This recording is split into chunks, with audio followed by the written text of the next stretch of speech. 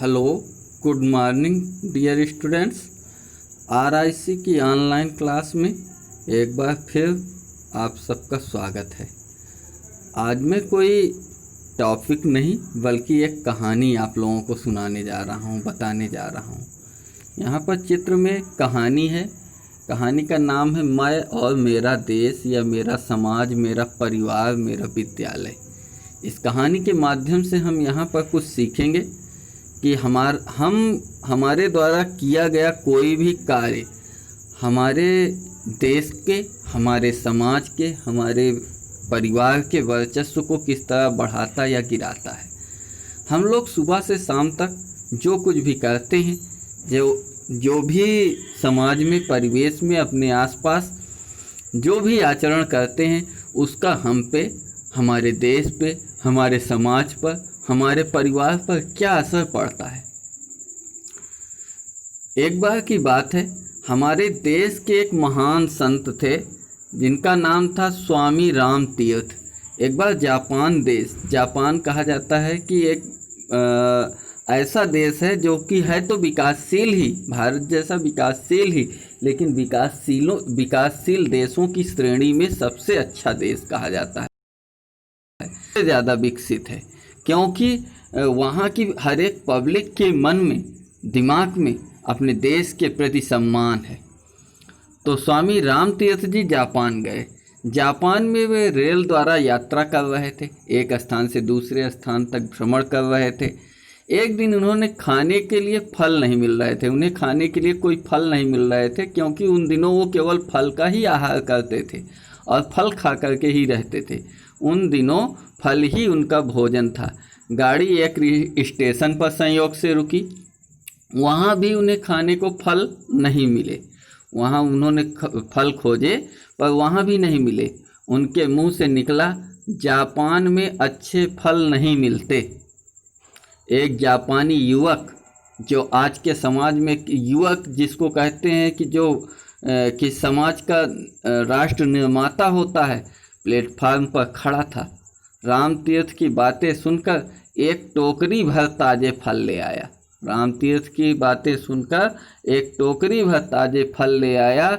उसने फल स्वामी जी को भेंट करते हुए कहा, लीजिए, आपको फल की ज़रूरत थी ना, और हमारे देश में होता तो ऐसा नहीं होता, हमारे समाज में होता ऐसा नहीं होता। यहाँ स्वामी जी ने समझा कि ये कोई फल बेचने वाला है। हमारे देश में तो केवल बेचने वाला ही सुन कर के लाएगा कि भैया चाहिए क्या, लो। तो उन्होंने उससे फलों के दाम पूछे। स्वामी राम तीर्थ जी ने उनसे फलों के दाम पूछे कि भैया कितने का हुआ। युवक ने फलों के बदले कुछ भी लेने से इनकार कर दिया। अपने देश में तो भैया फल के बदले जो कुछ भी देना हो, चाहे जो कुछ दो, कुछ दो ज़रूर, हमें दोगे नहीं तो हम जिएंगे कैसे। बहुत आग्रह करने पर, जब उन्होंने बहुत आग्रह किया तो उसने कहा, उस युवक ने क्या कहा कि अगर आप इनका कुछ मूल्य देना ही चाहते हो तो आप अपने देश में किसी से यह मत कहिएगा कि जापान में अच्छे फल नहीं मिलते, ये मत कहिएगा। और अपने देश में चाहे भैया हमारी तुम एक एक मर्यादा ले जाओ, लोग यहाँ तो अपनी इज्जत तक बेच देते हैं। स्वामी राम तीर्थ युवक का उत्तर सुनकर मुग्ध हो गए, बहुत प्रसन्न हुए कि वाह, कैसा युवक है। तो आगे क्या होता है, युवक ने इस छोटे से कार्य से अपने देश का सम्मान बढ़ाया। है कोई अपने देश का युवक, है कोई लड़का कि जो अपने कार्यों के द्वारा अपने देश का, अपने समाज का, अपने परिवार का, अपने विद्यालय का, अपने घर का सम्मान बढ़ा सके। इस बात को हम दूसरी घटना से भी समझ सकते हैं। दूसरी कोई एक घटना हुई जो किसी पुस्तकालय में हुई। किसी देश के एक विद्यार्थी शिक्षा पाने के लिए जापान गया, शिक्षा पढ़ने लिखने के लिए जापान देश गया। एक दिन वह सरकारी पुस्तकालय से कोई पुस्तक पढ़ने के लिए ले आया। इस पुस्तक में कुछ दुर्लभ चित्र थे। दुर्लभ चित्र मीन्स ऐसे चित्र थे कि जो सामान्यतः किसी पुस्तक में नहीं मिलते। इन चित्रों को उस युवक ने पुस्तक से निकाल लिए, मीन्स फाड़ लिए। उसने क्या किया कि ये दुर्लभ चित्र हैं भैया, फिर पता नहीं कहीं मिले कि ना मिले, उसने फाड़ लिया और पुस्तक वापस उसी पुस्तकालय में दे दी। किसी जापानी युवक ने उसे ऐसा करते देख लिया कि ये लड़का क्या कहते हैं पुस्तक के पेज को निकाल लिया है, और उसने पुस्तकालय में शिकायत कर दी। और आज के समाज में लोग हमारे देश में, आज के समय में नहीं, हमारे देश में लोग, हमारे समाज में लोग कहते हैं हमसे क्या लेना देना, अरे फाड़ लिया जाने दो, वो खुद ही 4 पेज निकाल लेते हैं। जब पुलिस ने तलाशी ली तो चित्र उस विद्यार्थी के पास मिले, वो दुर्लभ चित्र उस विद्यार्थी जिसने पेज निकाले थे उसके पास मिल गए।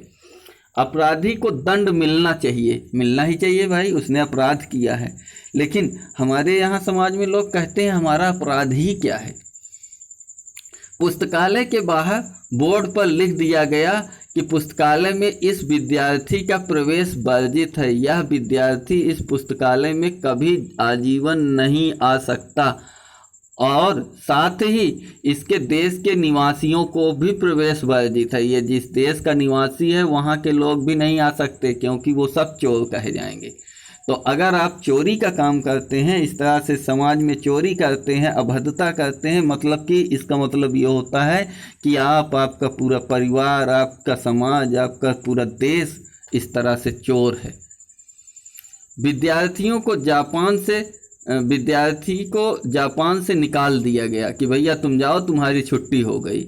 जहां राम तीर्थ को फल देने वाले युवक ने अपने काम से अपने देश का सिर ऊंचा किया था, वहीं दूसरे ने अपने काम से अपने देश का मस्तक ऐसे झुकाया कि वर्षों तक संसार की आंखों में उसका देश गिरता रहा, कि वर्षों तक उस देश के बोर्ड में, जापान के बोर्ड में, पुस्तकालय के बोर्ड में ये लगा था कि इस देश के विद्यार्थियों का प्रवेश वर्जित है।